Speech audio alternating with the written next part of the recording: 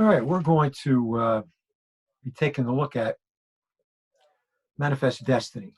This is a concept that had been around since the time of colonial America. They always looked westward. Think about, for example, Virginia. Early on, claimed all the way out to what would later become California. Various states or colonies, we should say, had dreams of expanding out into what today is now called the Midwest. Don't forget, an extremely important part of the Treaty of Paris in 1783, which ended the American Revolution, was to take us to the Mississippi. And of course, Thomas Jefferson had eyes even bigger than that when he started thinking about, and of course, eventually following up on, purchasing what becomes known as the Louisiana Purchase. And again, what that would do was extend his vision as far as this being a farming nation. Two characters in our history who were intertwined, unfortunately for one of them, was Alexander Hamilton and Aaron Burr. Both of them had grandiose dreams of perhaps conquering Mexico and even going all the way down into South America. So this idea that we should dominate the continent and beyond had been around for a long, long time. As I think I mentioned to you, one of the historical stories, which doesn't have any proof really to back it up, is newspaper editor Horace Greeley walking the streets of New York when a distraught young gentleman came up to him and said, "Mr. Greeley, I don't have a job. I can't find housing. What do you think I should do?" And supposedly Greeley just stood there, turned and pointed and said, "Go west, young man, go west." And that would be the answer to a lot of people and their difficulties during this time period. So we're going to take a look at manifest destiny from the 1830s on, not just in terms of America expanding, but in terms of that desire producing some difficulties, which eventually are going to lead to the Civil War. So let's take a look then at a couple of wars that result from that.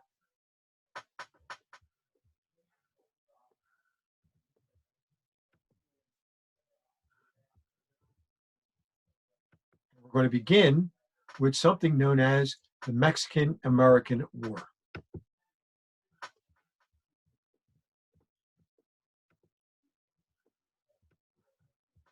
Mexican-American War is going to take place in 1845, 1846, and it lasts approximately 2 years. During that time period, we're going to once again almost double the size of our country as a result of this.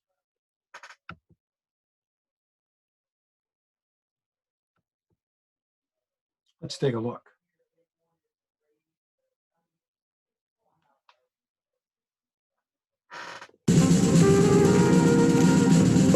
This was the war that Abraham Lincoln called unconstitutional, and Ulysses S. Grant labeled one of the most unjust wars ever waged.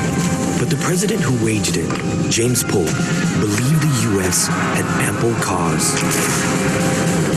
Known as Mr. Polk's War, its goal was to expand America's border to the Pacific by taking nearly half of Mexico's territory. It was the first battle for West Point graduates Ulysses S. Grant, George McClellan, and Robert E. Lee.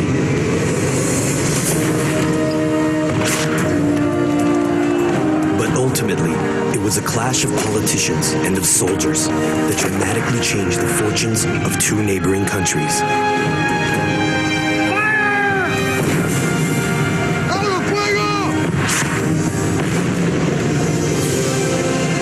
Mexican-American War.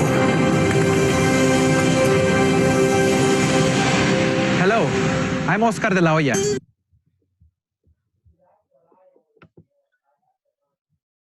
Now, this war, really you could argue, is the Mexican-American War Part 2. This man, James K. Polk, another individual from Tennessee, will become president of the United States in 1845-46. He was a firm believer in manifest destiny. And at his insistence, we're going to get involved in a number of arenas in that move. For example, take a look. His campaign slogan in 1845 was 54-40 or fight. This was as a result of the disagreement between the United States and Canada, aka Great Britain, over the boundary between the United States and what was then the Oregon Territory. We claimed that we owned all the way up into what, of course, would be present-day Canada. Of course, they did not. But what eventually we're going to do, and we'll talk about that more in a second, is extend the border that existed prior to that. Now, causes of the Mexican-American War, they're numerous. But the one that stands out, and when I say stands out, this was the popular belief back in the day. And as you read there alongside in the screen, it was a dispute over borders. What was the real border of Texas? Now, of course, Texas itself was controversial because of their recent independence from Mexico. So, the long-term causes of the war, obviously, number one, manifest destiny. We believed that we had the right to control from sea to shining sea. And of course, the jewel in all of that was California. And that is something that we definitely wanted. And a number of Americans had already migrated there and were living.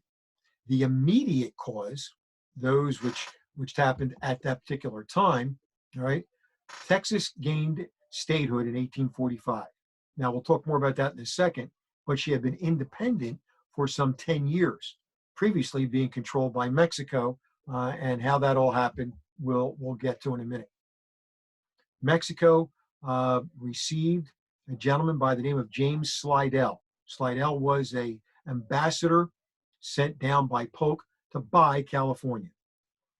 Mexico refused to sell California, and this only further implanted in the mind of Polk and others that there was only one way to get it, and of course, that would be war.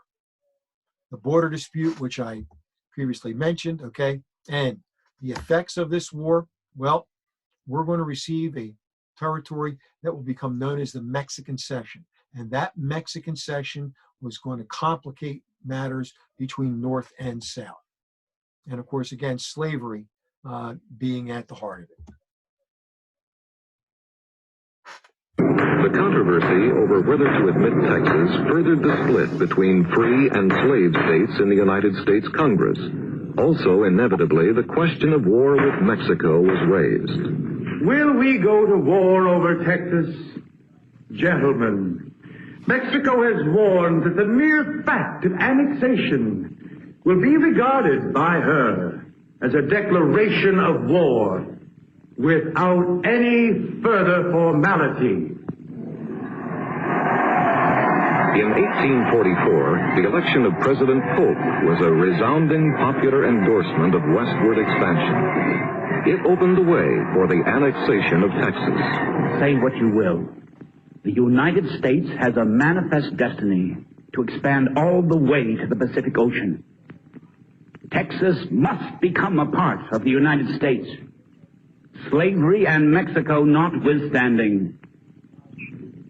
In 1845, despite northern opposition to slavery and the possibility of war with Mexico, the United States Congress formally admitted Texas as the 28th state in the Union. Now it seemed that war with Mexico was inevitable. John Slidell was sent to Mexico City to attempt to forestall a showdown over Texas and, if possible, purchase California in the bargain. The Mexicans refused to negotiate for land they considered their own.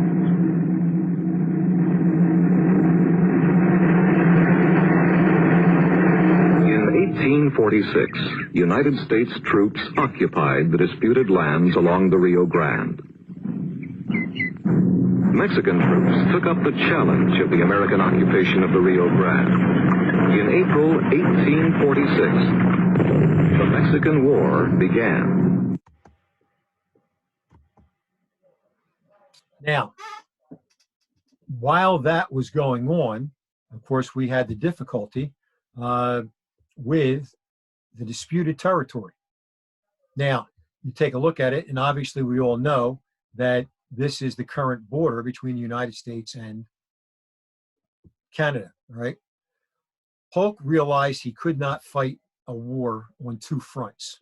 So, despite his 54-40 or fight argument to secure his own nomination for the presidency, this is 54-40 up here, okay?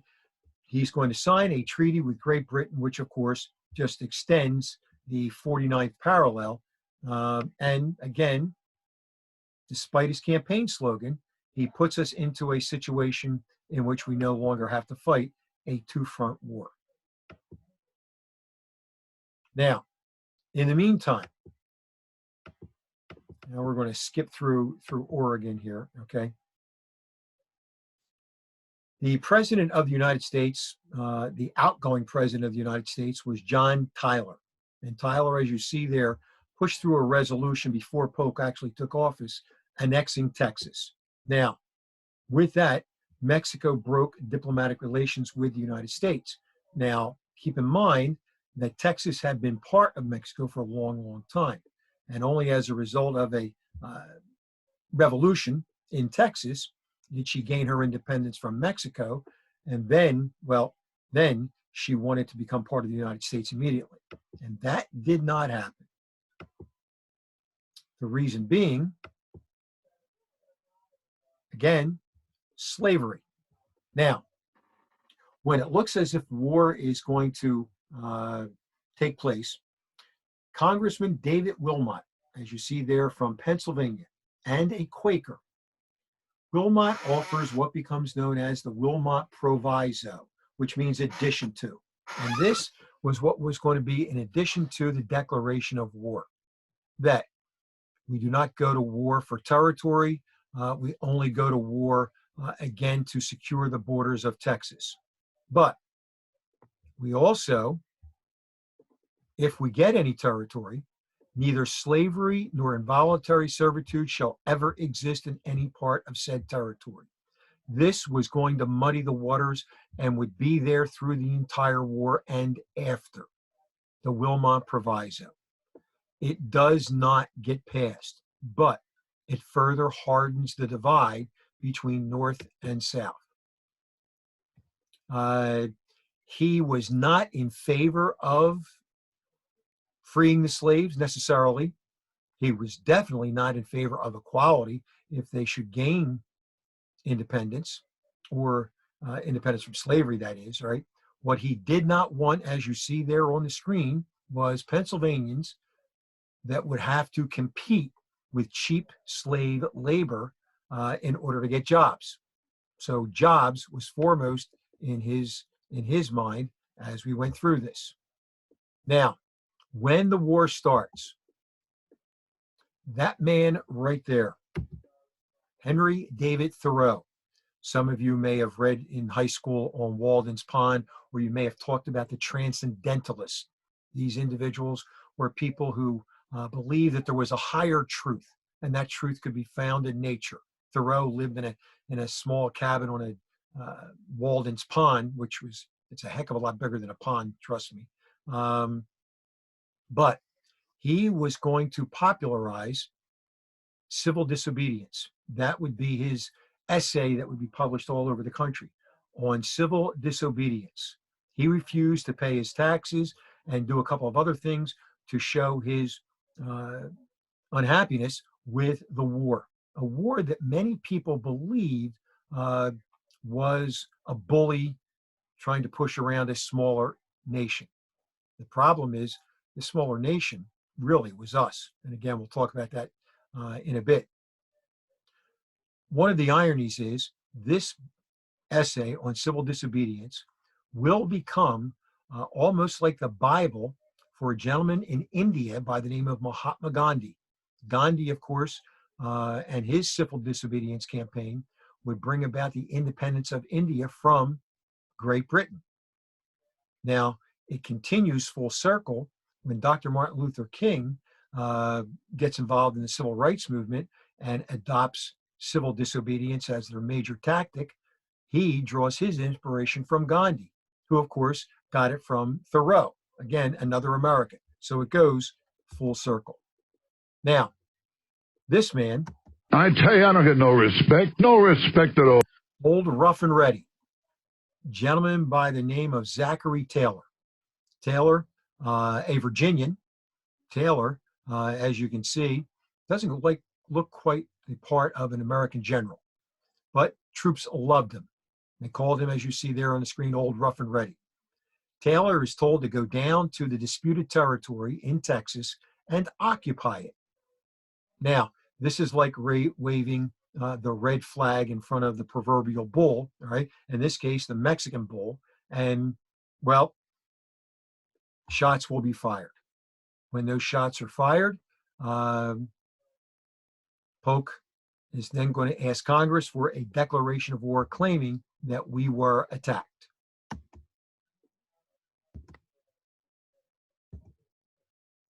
The war takes place from 1846 through 1847-48. It is one-sided, though Mexico is ranked at that time as one of the top military powers in the world, and we were not. But this is going to be the first war in which we have graduates from West Point, our military academy. So we're more professionally led. In just about every battle, we were outnumbered. But some tactics that were introduced during this war by a young captain by the name of Robert E. Lee, and the heroism of other individuals, which are going to become famous during the Civil War. Jefferson Davis, who becomes president of the Confederacy, Ulysses S. Grant, who was a lieutenant in this war, and of course becomes commander of all of our forces by the end of the Civil War, and others. And battle after battle after battle, we begin taking over Texas and the disputed territory. This scares Polk. And when I say scares Polk, because he feels Taylor may now challenge him for the presidency. So Taylor is brought home and is replaced by this man, General Winfield Scott, who has an amphibious invasion credit in a place called Veracruz. And from there, he's going to march on Mexico City and will capture the capital of Mexico. A treaty will be signed with our ambassador to Mexico, our negotiator, Nicholas Trist, called the Treaty of Guadalupe Hidalgo. Now, this in itself is controversial because what happens is Polk starts having second thoughts. This was too easy. Maybe we could conquer all of Mexico and make it our territory. So he does not present the treaty to Congress. Polk's, or I should say Trist's wife, gets wind of this, tells him to hurry home. He hurries home and then behind Polk's back presents the treaty to Congress. Polk, of course, is furious, but now Congress is in a bind. If they have a treaty in hand, which gives us what we initially went after, now going a little bit further could produce a great deal of domestic dissent within the United States. As it is, we are going to get 500,000 square miles of land added to the United States. And this area that we're going to take in is going to be known as the Mexican Cession. Now, after this is done, you'll see down here in blue the Gadsden Purchase in 1853. We will pay more for the Gadsden Purchase than we do for all of this. Now, why? Some say it's blood money, eases our conscience, but there's another reason. After the treaty, of course, what is discovered here in California, in this area, And that, of course, is gold. Those of you who are football fans, you know, of course, the San Francisco 49ers. And it gets that word from the gold rush of 1849. The 49ers were prospectors who surged across the United States, skipping all this territory in between and going into California. What was the importance of the Gadsden Purchase? Well, take a look. Now, a railroad could be strung across most of this flat area from Texas to Southern California, linking Southern California with the South. And that was the original idea behind it. So the continental United States will be filled out with the Gadsden Purchase in 1853, from sea to shining sea. 1848, the Democrats, not talking about slavery, but they are going to live up to something that Polk had predicted. The Democrats will nominate a gentleman by the name of Lewis Cass, who is from the Carolinas. The Whig Party, the party that rose in opposition to Jackson, is going to nominate the very own Zachary Taylor, old Rough and Ready, he from Virginia, and he a slaveholder. So the Southern fire eaters that you see up there are threatening secession if slavery is not legalized in the new territory. As you see, another one of the transcendentalists, one of the famous authors in American history, predicted the United States will conquer Mexico, but it will be as the man who swallows the arsenic, which brings him down in return. Mexico will poison us. Mexico will poison us. And this is going to put the slavery debate, no doubt, on the front burner. So during this short period of time, Oregon, the Midwest is going to be settled. We get California. Texas is now in there, and parts of Texas which become independent. And now the flames have been fanned, and the debate goes on. Should slavery be expanded? That will bring us to the 1850s. The 1850s, the era prior to, the decade prior to the Civil War, is going to be punch after punch thrown in succession, which again heats up the talk and the debate over slavery, and eventually will lead to the Civil War.